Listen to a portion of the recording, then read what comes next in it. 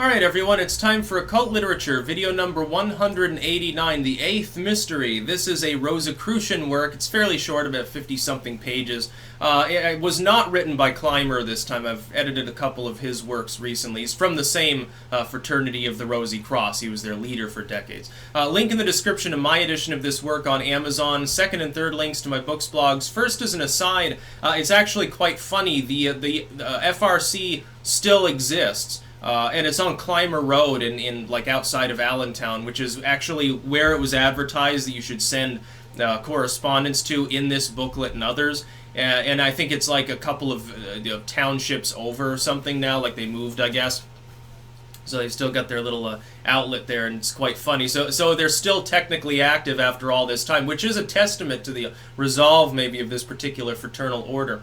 The general core of content here is twofold. First, a very basic outline of the philosophy of Rosicrucianism, like self-awareness and indeed being sort of charitable and upstanding, and also, as an aside, being willing to suffer, really, to be part of this sort of order. If you intend to ascend further than the most basic level, you have to be ready for some, deep spiritual work.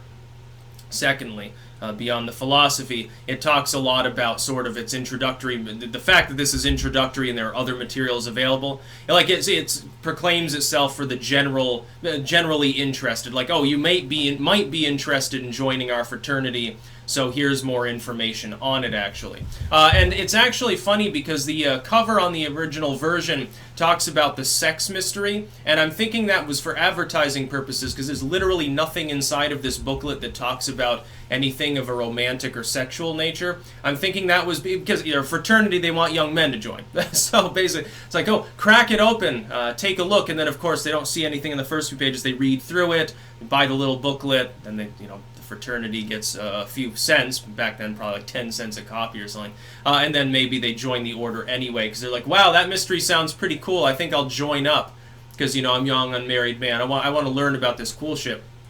Some of it's a little bit odd, a little bit of the spooky woo, like it talks about the Oriental drill breast or something like that, and I'm not 100% sure what that's related to, because it talks about, but then it says, well, we can't talk anything more about that, or breast drill. We can't talk anything more about that right now due to, like, I think space limitations.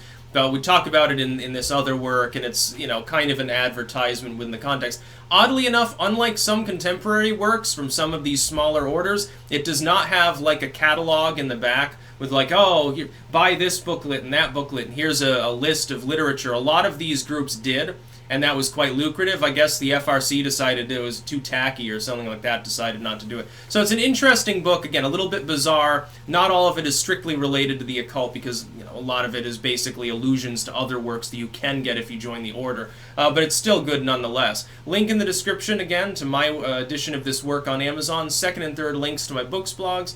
That's about all. Peace out.